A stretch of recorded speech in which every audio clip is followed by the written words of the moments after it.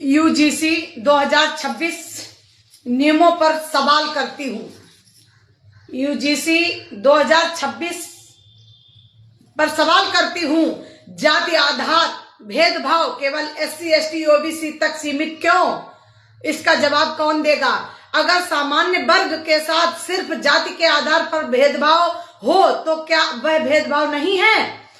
क्या सामान्य वर्ग भारत का नागरिक नहीं है? संविधान समानता नियम भी समान हो, ऐसी मैं अपील करती हूँ। यूजीसी 2026 नियमों पर सवाल करती हूँ और मोदी जी प्रधानमंत्री, मैं आपका खुलकर विरोध करती हूँ। ये फरमान आप वापस ले लीजिए, ये अच्छा नहीं होगा। नहीं तो बीजेपी का मैं खुलकर विरोध करती हूँ और होश में आइए और इस कानून को वापस लीजिए, और नहीं तो सवर्ण समाज के लिए भी समिति का गठन कीजिए। अगर समिति का गठन नहीं किया गया तो मैं इस पर जन आंदोलन छेड़ूंगी। और जो सवर्ण समाज के हमारे ठेकेदार बैठे हैं, जो हमारे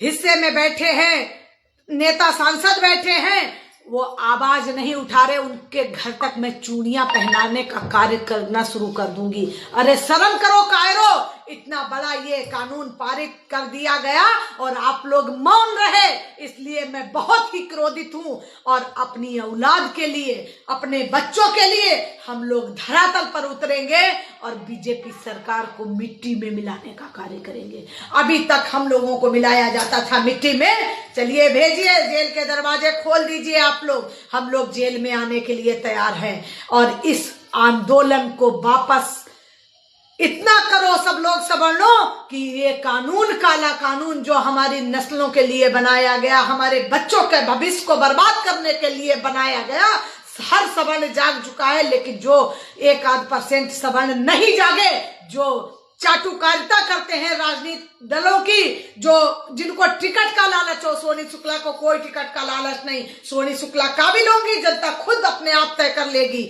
मुझे कोई चुनाव की वो इतनी जरूरत नहीं, लेकिन अपने अधिकार के लिए ऐसे ही आवाज उठाऊंगी। आरक्षण मुर्दाबाद, आरक्षण मुर्दाबाद। SC ST के खिलाफ मैं आवाज उठाती हूँ, आरक्षण के खिलाफ मैं आवाज उठाती हूँ। 10 साल के लिए आरक्षण बनाया गया, अब आप और लोग इतना मजबूत कर रहे हैं आरक्षण को, ये नाटक बंद कर दीजिए।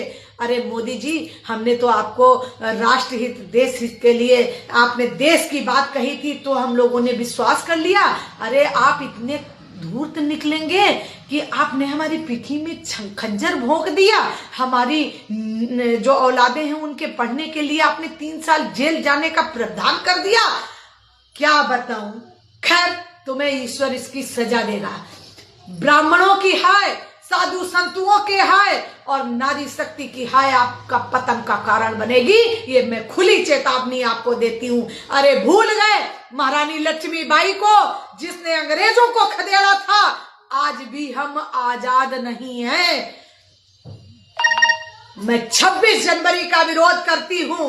आने वाली जो 26 जनवरी है इसका मैं विरोध करती हूं। मैं कहां आजाद हूं? मैं तो आज भी गुलाम हूं। हमारी नस्लों को गुलाम कर दिया गया, हमारे बच्चों को पढ़ाया लिखाया नहीं गया।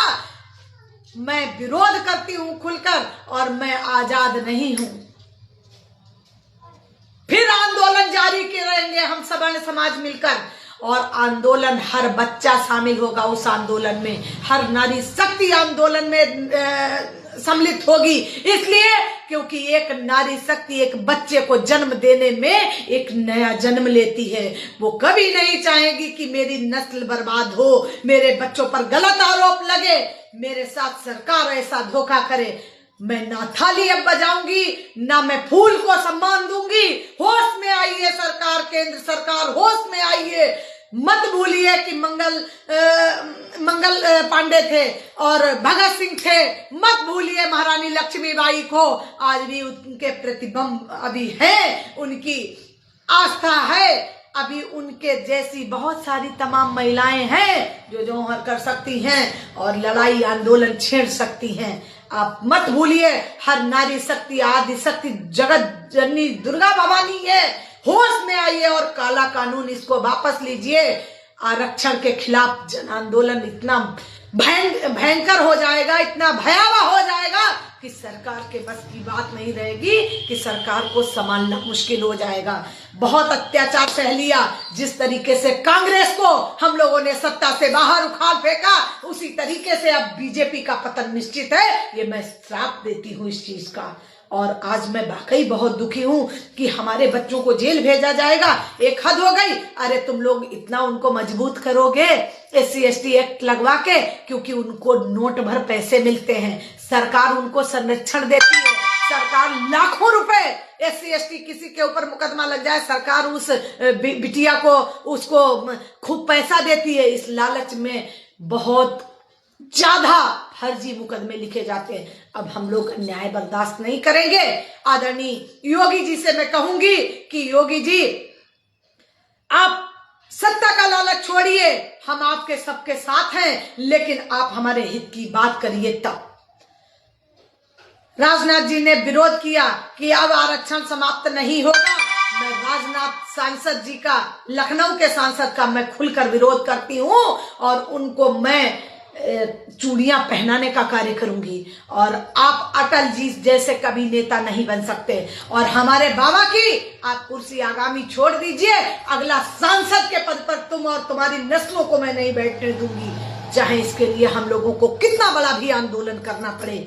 और इस काले कानून को आप वापस कराइए, होश में आइए। राजनाथ जी आप भी होश में आइए। मैं आपको चेतावनी दे रही हूँ, ये नारी शक्ति की चेतावनी है। इस कानून का विरोध कीजिए और नहीं तो आप पद छोड़ दीजिए।